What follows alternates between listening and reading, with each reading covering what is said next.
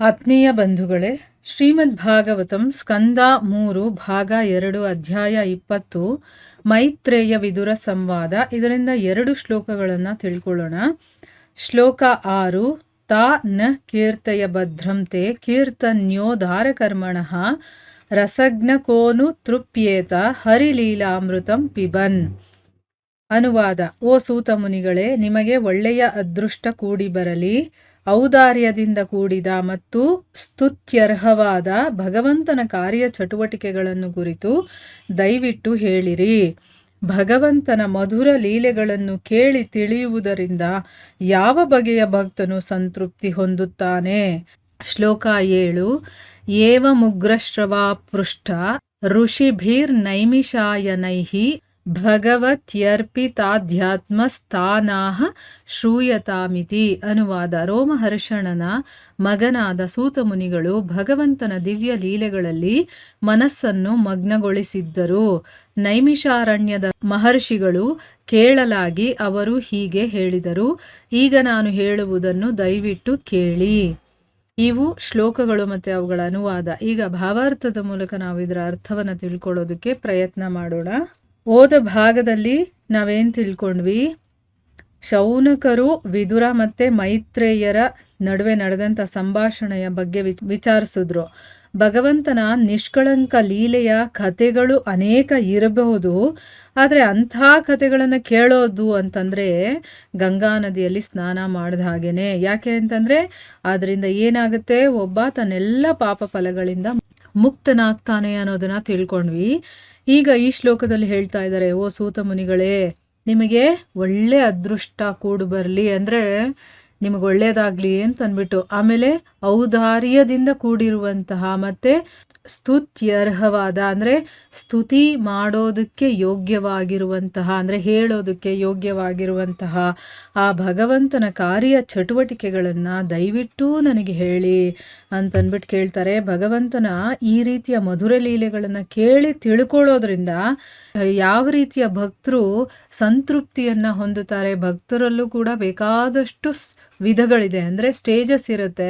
ಅಂದರೆ ಆರಂಭಿಕ ಭಕ್ತರು, ಅಲ್ಲಿಂದ ಮುಂದುವರೆದಿರುವಂಥವ್ರು, ಆಮೇಲೆ ಪೂರ್ಣ ಪ್ರಮಾಣದಲ್ಲಿ ಸಂತೃಪ್ತಿಯನ್ನು ಹೊಂದಿರುವಂಥವ್ರು, ಈ ರೀತಿ ಬೇಕಾದಷ್ಟು ಸ್ಟೇಜಸ್ ಇರತ್ತಲ್ವಾ. ಅದಕ್ಕೆ ಯಾವ ರೀತಿಯ ಭಕ್ತರು ಸಂತೃಪ್ತಿಯನ್ನು ಹೊಂದುತ್ತಾರೆ ಭಗವಂತನ ಲೀಲೆಗಳನ್ನು ಕೇಳಿದಾಗ ಅಂತಂದ್ಬಿಟ್ಟು ಇಲ್ಲಿ ಪ್ರಶ್ನೆ ಮಾಡ್ತಾ ಇದ್ದಾರೆ.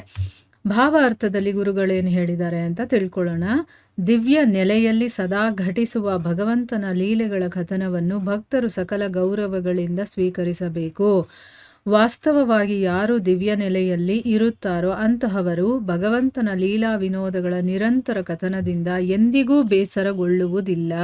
ಇಲ್ಲೇನು ಹೇಳ್ತಾ ಇದ್ದಾರೆ?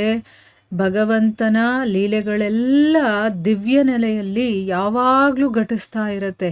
ಇಲ್ಲಿ ನಾವೇನು ಅನ್ಕೊಳ್ತೀವಿ, ಈಗ ಭಗವಂತನ ಲೀಲೆಗಳು ನಡೀತಾ ಇಲ್ಲ ಅಂತ. ಇಲ್ಲಿ ನಡೀತಾ ಇಲ್ಲ, ಆದರೆ ಬೇರೆ ಕಡೆ ಇನ್ನೆಲ್ಲೋ ಆ ಭಗವಂತನ ಲೀಲೆಗಳು ನಡೀತಾನೆ ಇರುತ್ತೆ. ಸೊ ಸದಾ ನಡೀತಾನೇ ಇರುತ್ತೆ. ಅಂಥ ಭಗವಂತನ ಲೀಲೆ ಕಥೆಗಳನ್ನು ಭಕ್ತರು ಸದಾ ಎಲ್ಲ ರೀತಿಯ ಗೌರವವನ್ನು ಕೊಟ್ಟು ಅದನ್ನು ಸ್ವೀಕಾರ ಮಾಡಬೇಕು ಅಂತ ಹೇಳ್ತಾ ಇದ್ದಾರೆ. ನೋಡಿ, ಯಾರು ದಿವ್ಯ ನೆಲೆಯಲ್ಲಿ ಇರ್ತಾರೋ ಅಂಥವ್ರು ಏನು ಮಾಡ್ತಾರೆ ಅಂತಂದರೆ, ಭಗವಂತನ ಲೀಲೆಗಳು ಎಷ್ಟೇ ಇರಲಿ ಅದನ್ನು ಪ್ರತಿನಿತ್ಯ ಇರಲಿ, ಪ್ರತಿ ಕ್ಷಣ ಕೂಡ ಕೇಳ್ತಾನೆ ಇರ್ತಾರೆ. ಅವ್ರಿಗೆ ಬೇಸರ ಅನ್ನೋದೇ ಆಗೋದಿಲ್ಲ. ಯಾರಿಗೆ ಬೇಸರ ಆಗುತ್ತೆ ಅಂತಂದರೆ, ಯಾರು ಐಹಿಕದಲ್ಲಿ ಮುಳುಗಿರ್ತೀವೋ ನಮ್ಮಂಥವ್ರು, ನಮಗೇನು ಅಂತಂದರೆ ಒಂದು 5 ನಿಮಿಷ ಕೇಳಬೇಕು ಅಂದರೂ ಅಯ್ಯೋ ಕೇಳಬೇಕಾ, ಅವ್ರು ಹೇಳ್ಬಿಟ್ಟಿದ್ದಾರೆ ಅದಕ್ಕೋಸ್ಕರ ಕೇಳೋಣ ಇರು, ಈ ರೀತಿ ನಮಗೊಂದು 5-10 ನಿಮಿಷ ಜಾಸ್ತಿ, ಒಂದು ಅರ್ಧ ಗಂಟೆ 1 ಅವರ್ ಏನಾದರೂ ಭಗವಂತನ ಕಥೆನಲ್ಲಿ ಕೂತ್ಕೊಂಡ್ಬಿಟ್ವಿ ಅಂತಂದರೆ ನಮಗೆ ಬೇಜಾರಾಗ್ಬಿಡುತ್ತೆ. ಅಯ್ಯೋ ಯಾವಾಗ ಮುಗಿಯುತ್ತೋ ಅನ್ನಿಸ್ತಾ ಇರುತ್ತೆ ಯಾರು ಐಹಿಕದಲ್ಲಿ ಮುಳುಗಿರ್ತಾರೋ ಅಂಥವರಿಗೆ. ಆದರೆ ಯಾರು ಐಹಿಕದಿಂದ ಹೊರಬಂದು ಭಗವಂತನಲ್ಲಿ ಪ್ರೀತಿಯನ್ನು ಇಟ್ಕೊಂಡು ಭಗವಂತನನ್ನು ಪೂಜಿಸೋದು ಇದೆಲ್ಲ ಮಾಡ್ತಿರ್ತಾರೋ ಅಂಥವರಿಗೆ ಭಗವಂತನಲ್ಲಿ ಆಸಕ್ತಿ ಇರುತ್ತೆ. ಅವರಿಗೆ ಎಷ್ಟು ಕೇಳ್ತಾ ಇದ್ರೂ ಕೂಡ ಭಗವಂತನ ವಿಷಯದಲ್ಲಿ ಬೇಜಾರು ಅನ್ನೋದೇ ಆಗೋದಿಲ್ಲ. ಕೆಲವರು ಕೇಳ್ತಾರೆ, ನನಗೂ ಕೂಡ ಇದನ್ನೆಲ್ಲ ಇಷ್ಟೆಲ್ಲ ಓದಿ ಇಷ್ಟೆಲ್ಲ ಹೇಗೆ ಮಾಡ್ತೀರಾ ನೀವು ಅಂತ. ಅದನ್ನು ಮಾಡಲಿಲ್ಲ ಅಂತಂದರೆ ನನಗೆ ಬೇಜಾರಾಗ್ತಾ ಇರುತ್ತೆ.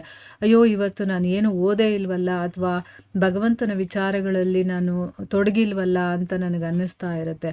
ಆ ರೀತಿಯ ಒಂದು ಆಸಕ್ತಿ ನಮಗೆ ಬಂದ್ಬಿಡ್ತು ಅಂತಂದರೆ ನಾವು ಭಗವಂತನ ವಿಚಾರಗಳನ್ನು ಕೇಳದೆ ಇರೋದಕ್ಕೆ ಸಾಧ್ಯನೇ ಇಲ್ಲ. ಈ ರೀತಿ ಭಗವಂತನ ಲೀಲೆಗಳನ್ನು ಕೇಳೋದ್ರಲ್ಲಿ ಯಾರು ಆಧ್ಯಾತ್ಮಿಕ ನೆಲೆಯಲ್ಲಿ ಮುಂದುವರಿತಾ ಇರ್ತಾರೋ ಅಂಥವ್ರಿಗೆ ಯಾವತ್ತೂ ಬೇಜಾರಾಗೋದಿಲ್ಲ. ಉದಾಹರಣೆಗೆ ಆತ್ಮ ಸಾಕ್ಷಾತ್ಕಾರ ಹೊಂದಿದ ಯಾವ ಒಬ್ಬ ವ್ಯಕ್ತಿಗೂ ಭಗವದ್ಗೀತೆಯನ್ನು ಮತ್ತೆ ಮತ್ತೆ ಓದಬೇಕೆಂಬ ಬಯಕೆ ಹಿಂಗುವುದಿಲ್ಲ. ಭಗವದ್ಗೀತೆ ಮತ್ತು ಶ್ರೀಮದ್ ಭಾಗವತಗಳ ಕಥನಗಳನ್ನು ಸಾವಿರಾರು ಸಲ ಓದಿದ್ದರೂ ಮತ್ತೆ ಆ ವಿಷಯಕ್ಕೆ ಸಂಬಂಧಿಸಿದ ಎಲ್ಲ ಹೊಸ ಅಂಶಗಳನ್ನು ತಪ್ಪದೆ ಭಕ್ತನು ಆಸ್ವಾದಿಸುತ್ತಾನೆ. ನೋಡಿ, ಇಲ್ಲೇನು ಹೇಳಿದ್ದಾರೆ, ಉದಾಹರಣೆಯನ್ನು ಕೊಟ್ಟಿದ್ದಾರೆ. ಯಾರು ಆತ್ಮ ಸಾಕ್ಷಾತ್ಕಾರ ಆಗ್ಬಿಟ್ಟಿರುತ್ತೋ ಅಂಥ ಒಬ್ಬ ವ್ಯಕ್ತಿ ಭಗವದ್ಗೀತೆಯನ್ನು ಮತ್ತೆ ಓದಬೇಕು ಅಂತಂದರೆ ಅವನಿಗೆ ಬೇಜಾರಾಗೋದಿಲ್ಲ. ಅವನಿಗೆ ಆ ಓದು ಅಂತ ಹುಚ್ಚೆ ಹೋಗೋದಿಲ್ಲ. ಅವ್ನಿಗೆ ಎಷ್ಟು ಓದ್ತಾ ಇದ್ರು ಇನ್ನೂ ಓದಬೇಕು, ಇನ್ನೂ ಅದರಲ್ಲಿರುವಂಥ ವಿಚಾರಗಳನ್ನು ಸವಿಬೇಕು ಅಂತ ಅನ್ನಿಸ್ತಾ ಇರುತ್ತೆ. ತಿಳ್ಕೊಳ್ಳೋದು ಮುಗ್ದೋಗಿರುತ್ತೆ, ಆದರೆ ಅದನ್ನು ಅನುಭವಿಸೋದು, ಅದರ ಸವಿಯನ್ನು ಸವಿಯೋದಿರುತ್ತಲ್ಲ, ಅದು ಬೇರೆ ವಿಚಾರ. ಅದನ್ನು ಅವನು ಇಷ್ಟಪಡ್ತಾನೆ.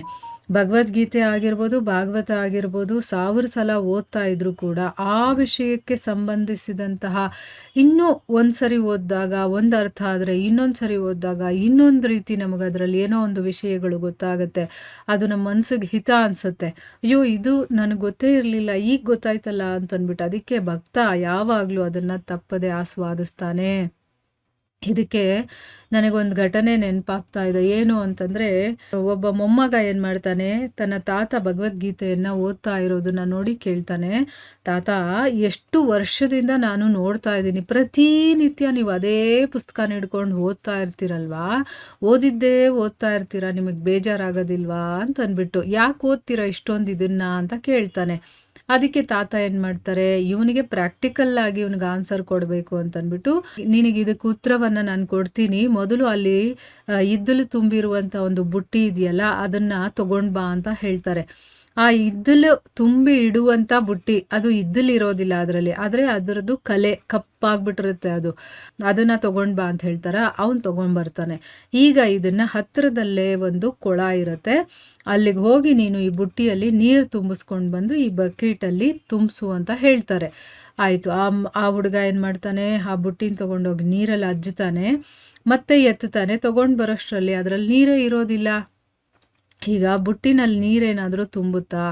ಇಲ್ಲ. ಆದರೂ ಕೂಡ ಆ ಹುಡುಗ ಹೋಗ್ತಾನೆ ಬರ್ತಾನೆ 10 ಸರಿ ಹೋಗಿ ತುಂಬಿಸ್ಕೊಂಡು ಬಂದರೂ ಕೂಡ ಅದರಲ್ಲಿ ನೀರೇ ಬರೋದಿಲ್ಲ.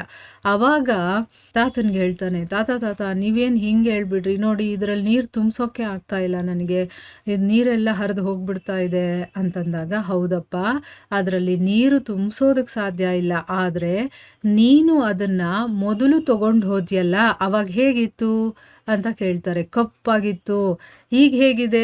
ಅದೆಲ್ಲ ಕಪ್ಪೆಲ್ಲ ಹೋಗಿ ಹೋಗಿ ಹೋಗಿ ಆ ಬುಟ್ಟಿ ಕ್ಲೀನ್ ಆಗಿಬಿಟ್ಟಿದೆ.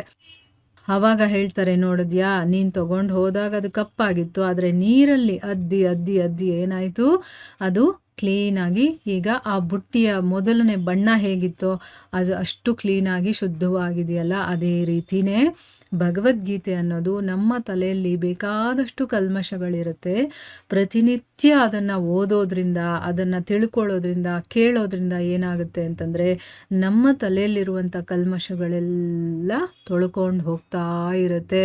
ನಾವು ಓದಿರೋದು ಅದರಲ್ಲಿ ನಿಲ್ಲದೇ ಇದ್ರೂ ಪರವಾಗಿಲ್ಲ, ಅದು ಪ್ರತಿನಿತ್ಯ ಕೇಳೋದ್ರಿಂದ ಅದು ನಮ್ಮನ್ನು ಶುದ್ಧಿ ಮಾಡುತ್ತೆ, ನಮ್ಮ ಬುದ್ಧಿಯನ್ನು ಶುದ್ಧಿ ಮಾಡುತ್ತೆ, ಮತ್ತು ನಮ್ಮಲ್ಲಿರುವಂಥ ಪಾಪಗಳನ್ನು ಕೂಡ ಅದು ತೊಳೆಯುತ್ತೆ ಅಂತಂದ್ಬಿಟ್ಟು ಅವ್ರು ಹೇಳಿದಾಗ ಮೊಮ್ಮಗನಿಗೆ ಅರ್ಥ ಆಗುತ್ತೆ. ಅದಕ್ಕೆ ಪ್ರತಿನಿತ್ಯ ಧರ್ಮಗ್ರಂಥಗಳನ್ನು ಓದೋದು ತುಂಬ ಇಂಪಾರ್ಟೆಂಟು.